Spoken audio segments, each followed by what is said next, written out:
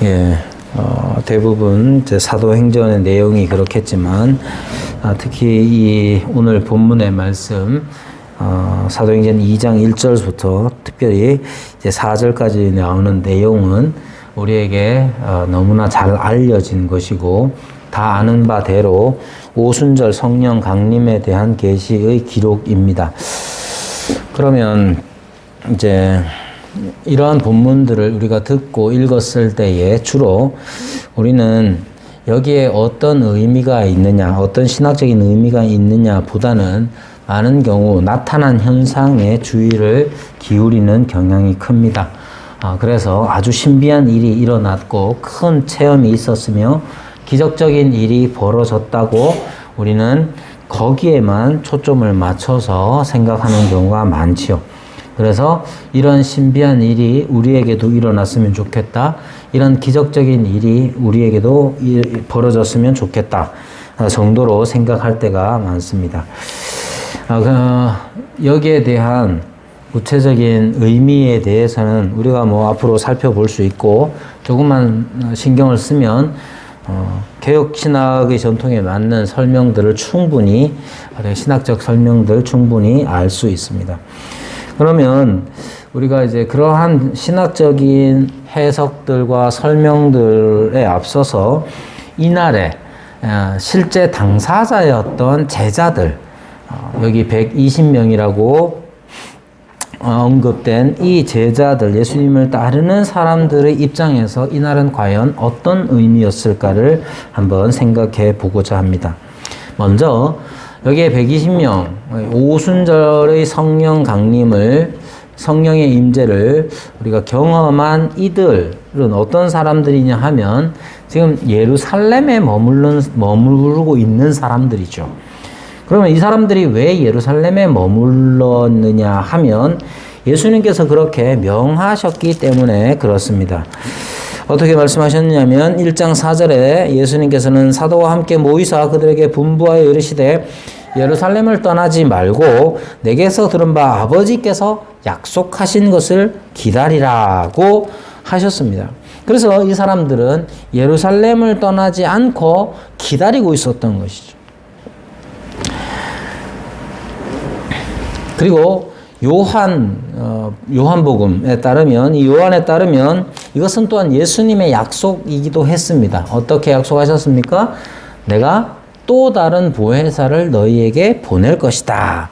따라서 예수님께서도 약속하신 바 예수님이 보내시는 보혜사, 곧 성령, 예수님이 보내시는 것, 또 예수님께서 말씀하신 것처럼 아버지께서 너희에게 약속하신 바, 곧 아버지께서 보내시는 성령을 그들은 기다리고 있었던 것이죠.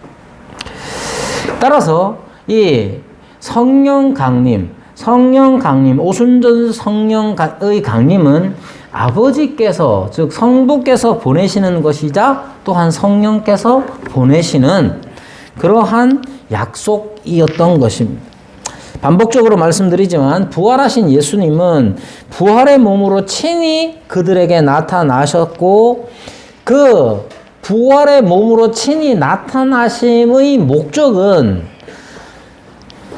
봐라 얼마나 신기하고 신비한가를 보여주는 마치 쇼와 같은 것이 아니었습니다. 예수님께서 부활의 몸으로 친히 나타나셔서 그들에게 보이신 것은 얼마나 신기하고 신비하냐를 보여주시기 위함이 아니라 예수님이 어떤 분이신지를 그들에게 계시하시는 사건이었던 것이죠. 예수님의 부활과 나타나셔서 가르치심으로 말미암아서 제자들은 깨달음을 얻게 됩니다. 어떤 깨달음이냐? 여러분, 제자들의 깨달음의 핵심, 부활하신 예수님을 만나서 그분의 가르치심을 듣고 배워서 깨달은 것의 핵심은 세상에 신기한 게 많다가 아니에요.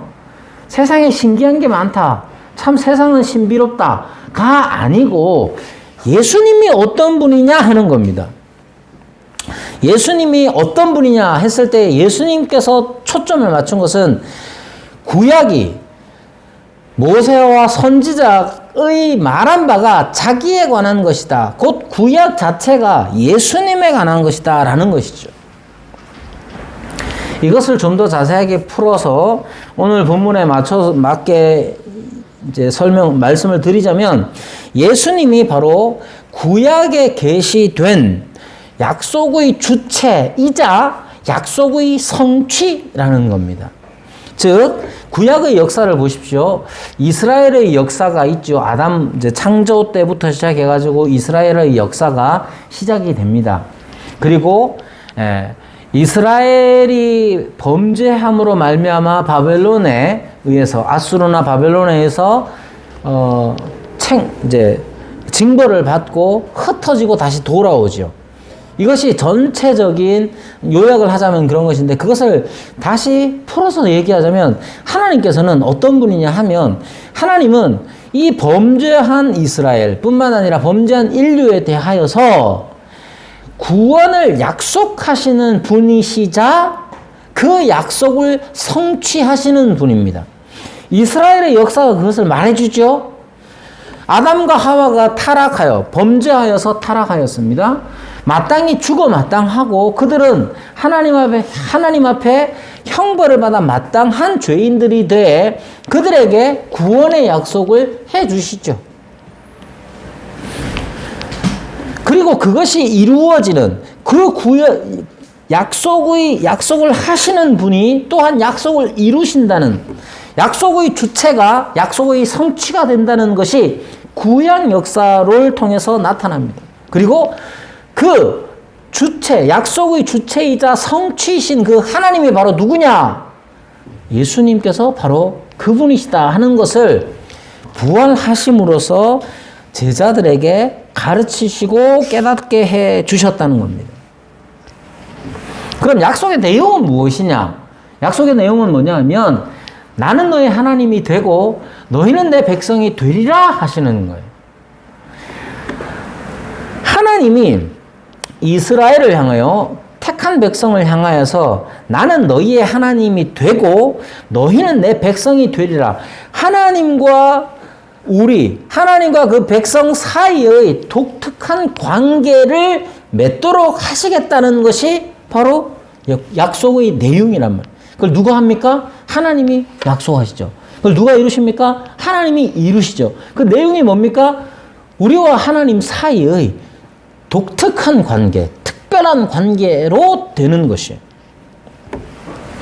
이렇게 구약에서 계시된 바 약속의 주체가 되시는 하나님이 바로 예수님이 바로 그 하나님이시라는 사실을 부활을 통해서 부활하셔서 부활의 몸으로 나타나셔서 친히 가르치십니다. 그렇게 가르치셨던 예수님이 다시 무엇을 약속하셨습니까? 또 다른 보혜사를 너희에게 보낼 것이다 라고 약속했어요. 제자들은 이 약속을 믿었을까요? 제자들은 이 약속을 믿었느냐? 믿었죠. 근데 이 약속이라는 것이 예를 들면 이런 거예요. 제가 창건이한테 만약에 무슨 약속을 한다고 칩시다. 창건아, 목사님이 책방에 있는 음료수 30캔을 너에게 주겠다 라고 말하면 네가 믿겠나? 안 믿죠. 안 믿죠. 아유, 믿음이 대단해요. 그런데 목사님이 책방에 있는 책 30권을 너에게 주겠다 그러면 믿을 수 있나 없나? 그것도 안 믿나? 아, 이런 내가 어떻게 살았길래. 왜냐하면 제가 이제 음료수는 안 주거든. 웬만하면 저 창건에 갖고 와가지고 저한테 돈 주고 파세요 그래도 제가 안 팔거든요. 근데 책은 줄 수는 책이 좀 더 낫지 않겠나, 그지? 믿음을 갖는다면, 그죠? 이런 거죠. 여러분, 약속의 내용이 어떠하냐는 그 부분이 약속을 하시는 분이 어떤 분이냐에 따라서 달라집니다. 저는 우리 애들한테도 음료수 잘 안 줘요. 근데 책은 웬만하면 다 사줍니다. 만화책 아닌 이상. 웬만하면 뭐 사주세요 그러면 웬만하면 다 사줍니다. 제가 책을 더 소중하게 여기기 때문에 그렇고 아이들에게 책이 더 좋은 것이라고 여기기 때문에 그런 거예요. 그런데 우리 애들이 저한테 와가지고 아빠 트럼프 카드 세 세트 사주세요. 그럼 절대로 안 사줍니다. 그런 제가 아이들에게 아빠가 트럼프 카드 사줄게 그러면 애들이 좋아라 할 수는 있겠지만 딱 믿지는 않을 거예요. 이것은 시험거리다 생각할 수 있다는 거죠. 여러분, 예수님께서 또 다른 보혜사를 너희에게 보낼 것이다 라고 했을 때 그 보혜사에 대한 믿음은 그것을 약속하시는 분이 어떤 분이냐에 따라서 달라질 수 있는 거예요. 그래서 예수님께서는 부활하셔서 그 부활의 몸으로 친히 나타나셔서 제자들에게 가르치시며 무엇을 가르치십니까? 구약의 약속의 하나님이 바로 나다. 예수라는 몸으로 이 땅에 오셨지만 그분은 바로 이 땅에 오신 하나님이시다는 걸 친히 보이셨던 거예요. 그래서 예수님께서 또 다른 보혜사를 보내실 것이다 라는 이 약속의 내용을 제자들은 믿은 거예요. 왜? 어떻게 믿을 수 있습니까? 예수님이 어떤 분인지를 깨달아 알았기 때문이에요. 그렇기 때문에 제자들은 예루살렘에 머물렀고 제자들은 떠나지 않았던 겁니다. 예수님에 대한 믿음, 곧 그분이 보내시겠다고 하신 이 약속의 말씀을 믿는 사람은 이에 대해서 어떻게 반응하겠습니까? 예루살렘에만 머물러 있고 기다리고 머물러 있어요. 그런데 제자들은 예수님께서는 예루살렘을 떠나지 말고 아버지께서 약속하신 것을 기다려라 했는데 제자들은 어떻게 기다리겠습니까? 여러분 어떻게 기다립니까? 우리 애들은 이어폰 꽂고 이제 음악 들으면서 기다릴 거예요. 네. 그렇겠죠? 창건이도 그렇겠지? 창건이도 뭐 핸드폰 가지고 뭐 검색을 하든 게임을 하든 뭐 그러면서 기다릴 거고. 그죠? 그럼 제자들은 어떻게 기다렸겠어요?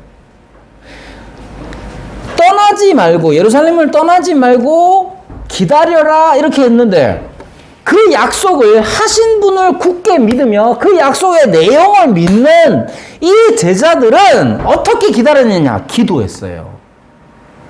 이게 진심으로 믿는 사람들의 반응이겠죠. 1장 14절에 보면 이렇게 말합니다. 더불어 마음을 같이하여 오로지 기도에 힘쓰더라. 그런데 여기서 궁금한 게 있습니다. 그럼 뭘 기도했겠어요? 제자들은 뭘 기도했겠습니까? 제자들이 기도한 내용은 뭐냐? 예수님께서 하나님이신 그분, 예수님께서 우리에게 약속하신 보혜사, 곧 성령을 우리에게 보내주시옵소서 이렇게 기도했겠죠. 맞습니다. 그러나 그것만이 아니었습니다. 그것만이 아니고 예수님의 말씀을 다시 한번 보십시오. 예수님의 말씀 1장 8절에 보면 이렇게 말합니다. 오직 성령이 너희에게 임하시면 너희가 권능을 받고 예루살렘과 온 유대와 사마리아와 땅끝까지 이르러 내 증인이 되리라 이렇게 말씀합니다. 내 증인이 되어라가 아니라 내 증인이 되리라고 약속의 형태로 주님께서 다시 말씀하신 거예요. 그러므로 이 약속의 말씀을 받은 제자들, 명령과 함께 약속의 말씀을 받은 이 제자들은 기도합니다. 어떻게 기도했겠어요? 8절의 내용을 붙잡고 기도할 수밖에 없습니다. 성령이 오실 것이다. 아버지께서 약속하신 것을 기다려라. 그 약속하신 것은 바로 성령이신데 성령이 오시면 너희가 권능을 받고 예루살렘과 온 유대와 사마리아와 땅끝까지 이르러 내 증인이 되리라. 하신 약속을 들었으니 이제 그들의 기도의 내용은 바로 1장 8절의 약속의 말씀을 따라서 기도했을 거예요. 여러분 1장 8절을 보십시오. 여러분은 뭐라고 기도할 수 있겠습니까? 자, 약속을 하신 분 예수님 곧 하나님이신 그분의 존재를 우리가 굳게 믿게 되었습니다. 예수님이 부활하셔서 나타나셨을 뿐만 아니라 구약을 통해서 구약을 깨닫게 하셨으므로 구약의 말씀을 통해서도 알게 되었어요. 그런 분이 1장 8절의 말씀을 하셨습니다. 약속을 하셨습니다. 우리는 어떻게 기도하겠어요? 이 약속의 내용을 믿는 사람은 이 약속의 내용을 따라서 기도하겠죠. 어떻게 구할까요? 성령이 너희에게 임하시면 라고 하셨으니 여러분 성령이 어떻게 임합니까? 우리야 지금 2장을 봐서 알지만 그때 당시의 사람들, 제자들은 어떻게 임할지 어떻게 알았겠어요?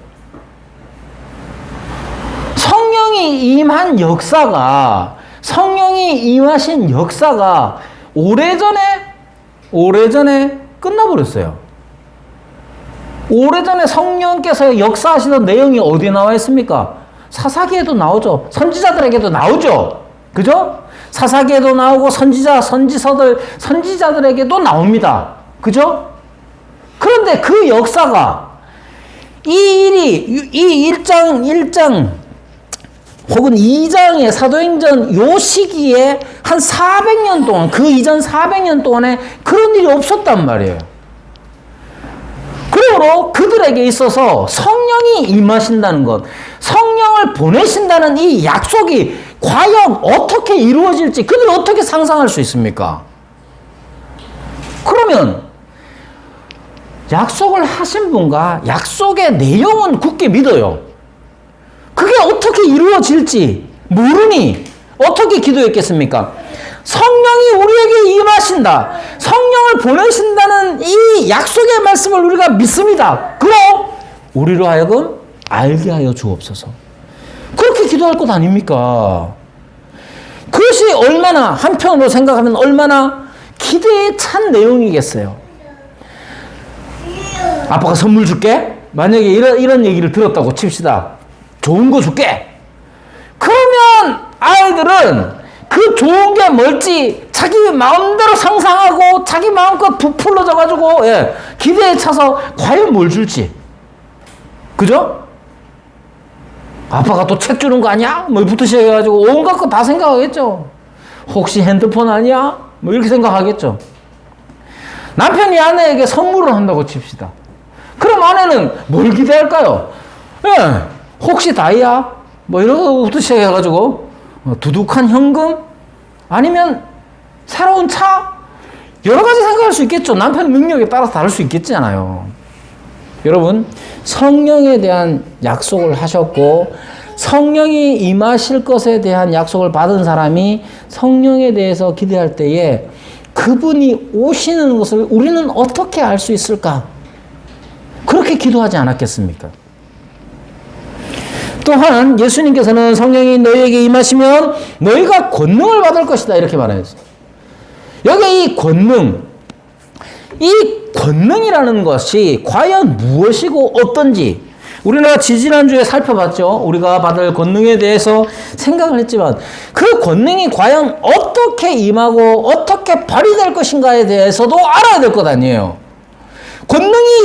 너희가 권능을 받게 될 것이다 라고 약속하신 예수님을 믿는 사람들이니까 그럼 우리가 권능, 파워, 힘을 갖는다면 우리의 힘이란 게 과연 무엇이고 어떤 것인지 알게 해주십시오 라고 기도할 것 아니에요.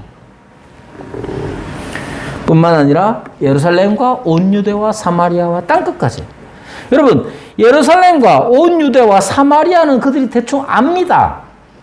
대부분 예수님이 계실 때에, 이 땅에 계실 때에 그들이 다녀봤던 곳이잖아요. 예루살렘과 온 유대와 사마리아, 그들이 다녀봤던 것. 땅끝은 어딥니까?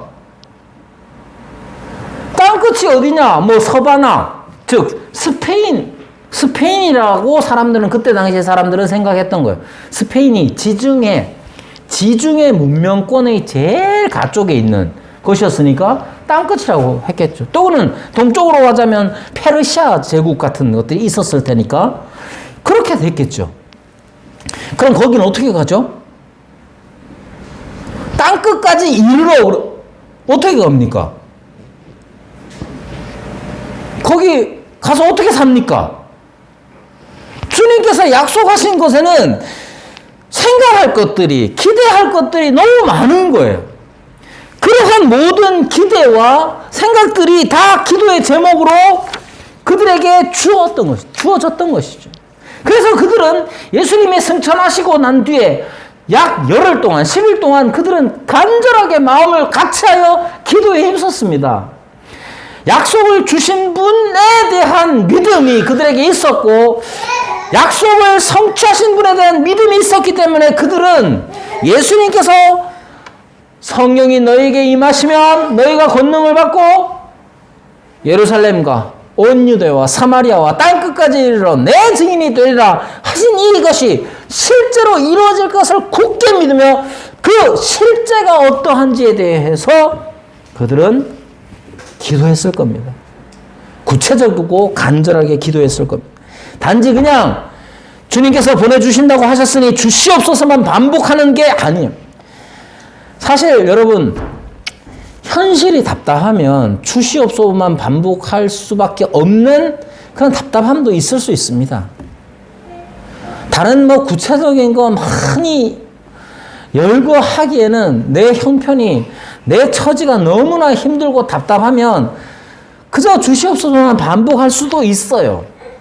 하지만 제자들은 그렇게 하지 않았다고 저는 생각합니다. 제자들은 분명한 약속을 받았고 그 약속을 하신 이에 대한 분명한 신뢰가 있었기 때문에 그렇지. 이제 그 날이 이르렀습니다.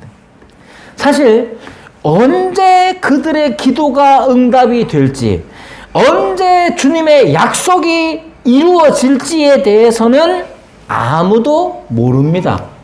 주님이 10일 동안 하면 돼, 30일 안에 줄게, 그렇게 약속하신 게 아니에요. 그냥 예루살렘을 떠나지 말고 기다려라 한 것밖에 없어요. 그런데도 그날이 이르렀습니다. 마침 그날은 언제였느냐 하면 오순절이었습니다. 이 오순절은 77절이라고도 하고요. 그런데 이 오순절은 사실은 이제 두 가지 의미를 다 담고 있습니다. 77절, 출애굽기 34장이나 신명기 16장에 나오는 이 77절은 처음 익은 열매를 드리는 날입니다. 여기에 유대의 이제 농사는 세 번의 추수가 있는데 그 중에 하나예요. 그리고 이 오순절에 77절에는 밀수확을 합니다. 밀수확의 첫 열매를 하나님께 드리는 날이 바로 77절이요 오순절입니다. 그런데 이게 이제 그렇게 지내다가 신구약 중간기라고 해가지고 세례 요한의 등장 이전, 말라기와 세례 요한의 등장 이전의 약 400년 기간이 있었는데, 이 끄트머리에 어떤 일이 있었냐면 유대교가 형성이 됩니다. 그러니까 기독교와는 다른 유대교가 요 기간에 형성이 되면서 이때의 유대교에서 이 오순절을 어떻게 해석했느냐 하면, 유월절이 출애굽할 때 6월 패스오버, 담을 넘었다 하는 의미잖아요. 그때 이후에 50일이니까 출애굽해서 시내산에서 율법을 부여받은 날이 바로 오순절이다라고 유대교에서 해석을 합니다. 예수님이 오시기 직전에 이러한 해석들이 유대교에서 생겨났고 그 가르침들이 퍼졌기 때문에 일반적인 이스라엘 유대인들에게는 이 오순절이 두 가지 의미를 다 포함하고 있었던 거예요. 농업적인 의미와 역사적인 의미. 실제로 그렇다는 게 아니라, 실제로 이제 77절 같은 경우는 밀첫 수확에 대한 감사이죠. 그러나 율법의 수요에 관한, 율법 수요일로서의 오순절은 역사적으로 유대교에서 그렇게 해석한 거예요. 그런데 그때 당시에 이스라엘 사람들, 즉 베드로를 비롯한 유대인들에게는 그러한 의미로 오순절을 지켰을 거예요.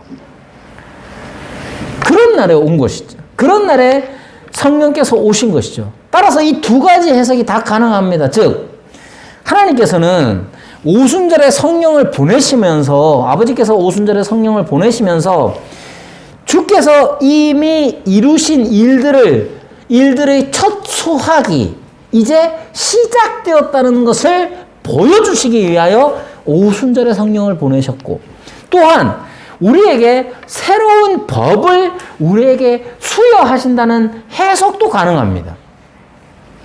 아무튼 오순절에 성령께서 임하셨다는 사실 자체가 여러 가지 의미가 있는 것이죠. 그리고 그날의 현상은 세 가지로 나타납니다. 바람, 불, 말, 방언. 그러나 이 바람과 불은 바람 같은, 불 같은 이지 바람 자체이거나 불 자체는 아닙니다. 첫 번째로 나타난 현상에 대해서 이렇게 말합니다. 자, 2절에 보면 후련히 하늘로부터 급하고 강한 바람 같은 소리가 있어 그들이 앉은 온 집에 가득하였다. 이렇게 말합니다. 급하고 강한 바람 같은 소리보다 더 중요한 것은 하늘로부터라고 생각합니다. 하늘로부터 급하고 강한 바람 같은 소리가 있었다는 것은 하늘로부터 지금 그들이 앉아있는 집으로 임했다는 거잖아요. 하늘은 어떤 곳입니까? 얼마 전에 10일 전에 예수님께서 올라가신 곳이잖아요. 올라가시기 전에 예수님은 어떻게 말씀하셨느냐? 내가 가면 너희에게 또 다른 보혜사를 너희에게 보낼 것이다. 바람 같은 소리라는 것이 단지 바람이거나 단지 소리가 아니라 그것을 인간이 이해할 수 있는 방식으로 표현한 것이잖아요. 핵심은 하늘로부터 그것이 그들이 앉은 온 집에 임하였다는 겁니다. 왜냐? 그들은 하늘로 올라가신 예수께서 보내주시는 성령을 기다리고 있었던 사람들이기 때문에 그렇습니다. 여러분, 앞서 말씀드린 대로 성령이 임하신다면 어떻게 임하십니까? 성령이 임하신다는 사실을 이들이 어떻게 알 수 있습니까? 그들은 아마도 성령이 너에게 임하시면 이라는 이 예수님의 약속의 말씀을 가지고 주님, 우리에게 성령이 임하실 때에 우리로 하여금 알게 하여 주십시오. 깨닫게 하여 주십시오. 라고 기도했을 거예요. 그 기도가 응답이 되었습니까? 응답이 됩니다. 어떻게? 예수님이 올라가신 그 하늘로부터 급하고 강한 바람 같은 소리가 있었기 때문에 그렇습니다.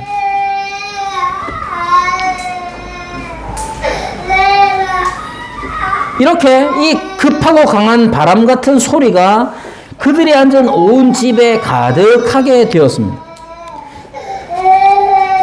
이 소리가 어떤 소리인지 알 수는 없지만 이 소리는 그들에게 있어서는, 이 제자들에게 있어서는 큰 기쁨의 경외감에 휩싸이게 했을 겁니다.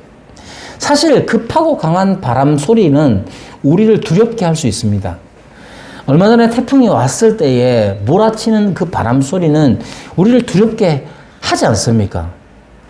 그러나 그러한 두려움만이 있는 것이 아니라 그 두려움 속에서 주님의 약속을 바라보던 사람들에게는 그것이 기쁨에 넘치는 경외감이었을 겁니다. 왜냐하면 그 소리는 예수님께서 올라가신 그곳 하늘에서부터 온 소리였기 때문에 그렇습니다.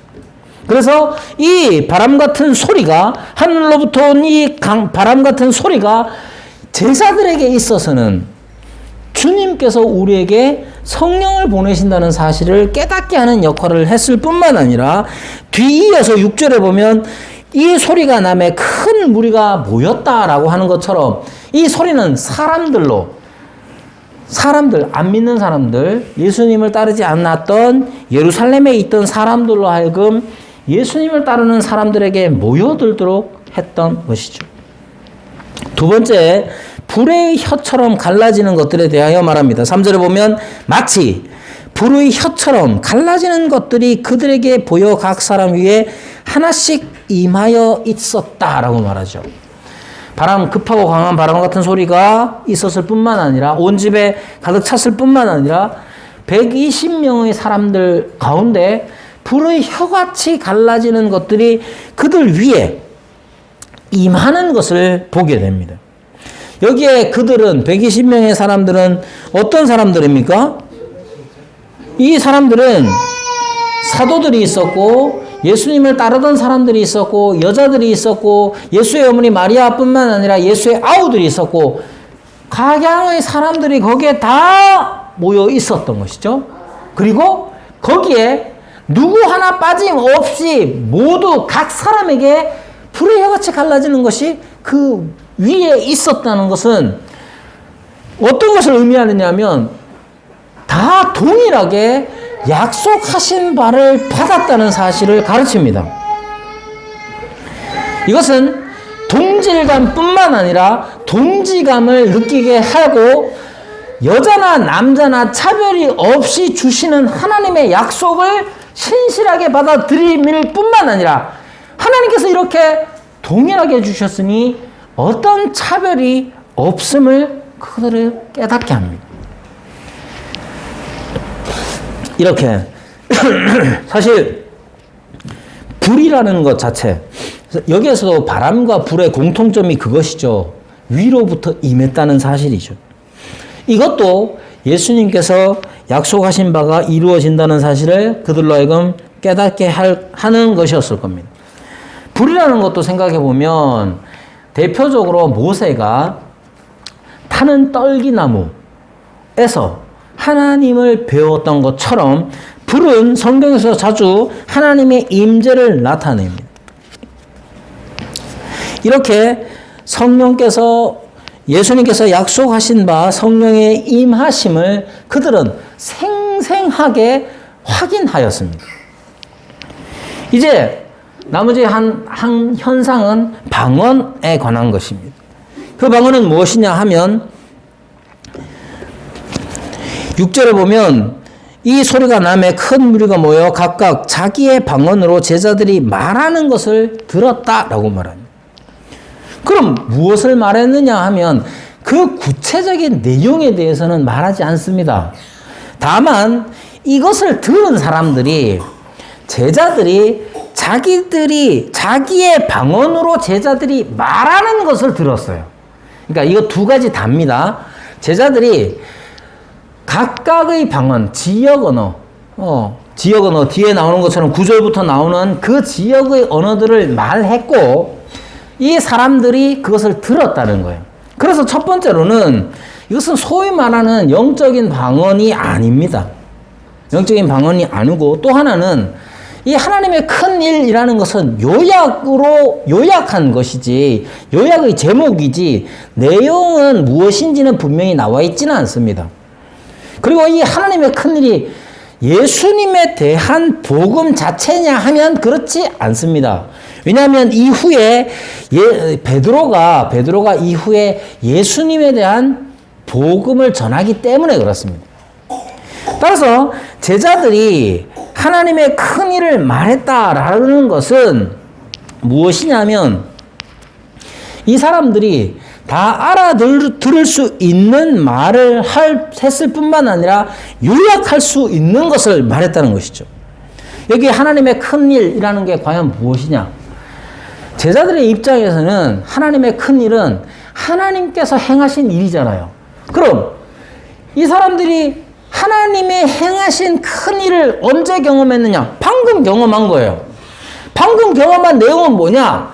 예수님께서 하나님이신데 그 예수님께서 승천하시면서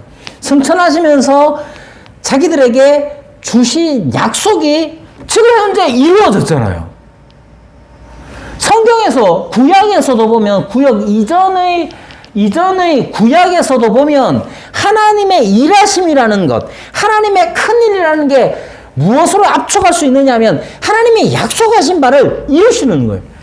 자, 하나님의 큰일이라는 것은 할렐이라고 합니다. 할렐루야 할 때 그 할렐. 근데 이게 뭐냐? 크시도다 하나님을 크시도다 하나님, 하나님을 찬송하라 하는 뜻이에요. 이것은 시편에 보면 113편에서부터 118편까지를 할렐이라고 부릅니다. 거기에 보면 크시도다 하나님, 하나님을 찬송하라 이렇게 말해 놓고 있어요. 그래서 시편 113편부터 118편을 할렐이라고 말합니다. 또 136편 The Great 할렐이라고 말합니다. 이렇게 뿐만 아니라 136편에도 그렇게 말하고 120편에서 134편에 이르는 성전에 올라가는 노래도 유대인들이 뭐라고 말하느냐? 할렐, 하나님의 큰일이라고 말하는 거예요. 즉, 두 가지로 압축해서 얘기할 수 있습니다. 이 모여든 사람들이 자기들이 듣고 이해를 했어요. 이해를 해서 어떻게 말했느냐? 요약해서 말했느냐? 너희가 난곳 방언으로 하나님의 큰일을 말하는도다. 그 하나님의 큰일이 뭐냐? 시편 113편에서 118편이 아예 하나님의 큰일, 할렐이라고 이름 별명 붙여진 시편들이에요. 136편도 마찬가지고 성전에 올라가는 노래라고 불리는 120편에서 134편의 내용들도 다 하나님의 큰일, 할렐이라고 불리는 거예요. 그럼 한 가지로 얘기하면 제자들이 성령을 받고 이 시편의 노래들을 불렀구나. 왜? 성전에서 있었으니까. 그렇게 이해할 수도 있고, 그러면 그러한 시편의 노래를 할 수 있도록 만든 게 뭐냐 하면 말 그대로 제자들이 지금 하나님의 큰일을 경험하고 있잖아요. 하나님이신 예수님께서 약속하신 성령이 지금 자기들에게 임한 거예요. 하늘로부터 급하고 강한 바람 같은 소리가 그들이 앉은 온 집을 가득 채웠고, 뿐만 아니라 남녀노소를 불문하고 거기에 모인 모든 사람들에게 주님이 약속하신 대로 차별 없이 성령이 각 사람 위에 임하는 것을 그들의 눈으로 봤지 않습니까? 얼마나 놀랍습니까? 약속하신 그분이 그 약속을 성취하시는 것이죠. 보내주셨잖아요. 하늘로부터. 그러므로 제자들은 그 자리에서 예수님, 곧 하나님을 찬송합니다. 약속하신 그분이 우리에게 약속을 지키시는구나. 지금 여기에 보이지 아니하시지만 하늘로 올라가신 그분이, 하늘에 계신 그분이 지금 여기 우리에게 약속하신 바를 이루시는구나. 그 감격 때문에 그들은 시편의 노래를 불렀을지도 모릅니다. 그러자 그 모든 이야기들을 듣고 있던 사람들이 너희가 하나님의 큰일을 말하는구나. 그렇게 이야기를 한 것이죠. 여기에서 보면 앞서서 예수님께서 약속하신 1장 8절에서 말씀하신 땅끝까지 이르러에 대한 내용들도 나오고 있습니다. 분명히 이들은 예수님 곧 하나님께서 약속하신 바를 이루신다는 확신, 그 성취 때문에 그들은 노래할 수밖에 없었고 그것을 말할 수밖에 없었습니다. 그런데 이것이 얼마나 확대될 것인가? 모여든 사람들의 범위를 보십시오. 9절부터 나오는 내용들을 보면 바데인, 메데인, 여기가 어디냐? 한마디로 얘기하면 이 사람들이 알고 있는 전 세계입니다. 여기에 분명히 한국은 없고 여기에 미국도 없습니다만은 이 사람들이 당시의 세계를 이해할 수 있는 세계의 모든 것이죠. 여기에 흩어진 사람들이 바데나 메데나 엘람이나 이런 곳은 이미 기원전 8세기에 바벨론 포로로 붙잡혀가면서 다 흩어졌던 사람들이에요. 거기에서 자리 잡고 살았던 사람들, 느헤미야나 에스라나 이런 사람들, 높은 위치에 있던 그 사람들이 자리를 잡고 있었기 때문에 많은 유대인들이 거기에 가서 살고 있었습니다. 그곳에서 온 사람들, 하나님께서는 그들을 보내셨을 뿐만 아니라 그곳에 보내셨을 뿐만 아니라 다시 오게 하셨죠. 그리고 소리를 듣게 하셨고 소리를 통해서 오게 하셨고 또한 그들이 하나님의 큰일을 듣게 하셨습니다. 이제 모여든 그들은 다시 가게 될 거예요. 바데노, 메데로 다 가게 될 겁니다. 그럼 그들은 뭘 할까? 그들은 뭘 하겠어요? 그들은 다시 증인이 될 겁니다. 무엇에 대한 증인입니까? 사도들과 제자들과 동일한 증인이죠. 즉 예수님이 하나님이시고 약속과 성취의 하나님이신 것을 그들이 증언할 것입니다. 누가 이 일을 주도합니까? 주님께서 보내신, 예수님께서 보내신 성령이 오시면 동일하게 그 일들이 일어날 것입니다. 이미 그들에게 임하신 성령 하나님은 모인 그들에게 동일하게 임하셨기 때문에 그 앞에서 증언을 듣고 나중에 보면 3,000명이 회개하고 돌아오는데 그들 또한 동일하게 성령의 역사로 말미암아 동일한 성령이 그들에게 임하게 될 것입니다. 여러분, 이 오순절 사건이 우리에게 주는 의미는 무엇입니까? 핵심적인 것은 여러분, 우리도 하나님의 큰일을 깨달아야 합니다. 하나님이 얼마나 큰일을 행하셨느냐를 듣는 것으로 끝나는 게 아니에요. 그것이 우리 가운데 깨달아져야 되는 것이죠. 우리는 매 주일 주께서 우리에게 매 주일마다 주님께서는 우리에게 이 하나님의 큰일에 대하여 우리에게 들려주십니다. 뿐만 아니라 성령께서는 날마다 우리에게 임하십니다. 당연히 성령은 이미 우리에게 오셨고 우리 가운데 계시죠. 그래서 우리에게 깨닫게 해주십니다. 때로는 급하고 강한 바람 소리처럼 때로는 밝히는 빛처럼 우리를 깨닫게 하시고 또는 따뜻하게 하는 불처럼 우리의 마음을 녹이십니다. 이 모든 일을 통해서 우리는 하나님을 알게 되는 것이고 하나님의 큰 일을 노래할 수밖에 없게 되는 것이죠. 여러분, 하나님의 큰 일을 깨닫는 사람, 어찌 감사와 감격과 기쁨이 없을 수가 있겠습니까? 그러한 감사와 감격과 기쁨이